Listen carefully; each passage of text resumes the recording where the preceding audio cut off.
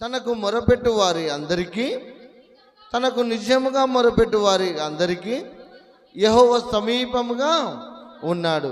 తన యందు భయభక్తులు గల వారి కోరిక ఆయన నెరవేర్చును.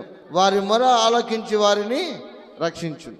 మొదటిగా నీకున్నటువంటి చింతలు పోవాలన్నా, నీకున్నటువంటి బాధలు పోవాలన్నా నువ్వేం చేయాలంటే ఖచ్చితంగా నువ్వు ప్రార్థన చేయాలి. అదే అంటున్నాడు, తనకు నిజముగా మొరపెట్టు వారికి ఆయన సమీపంగా ఉన్నాడు. ఎవరు సమీపంగా ఉన్నాడు? ఎవరు సమీపంగా ఉన్నారు? దేవుడు సమీపంగా ఉన్నాడు.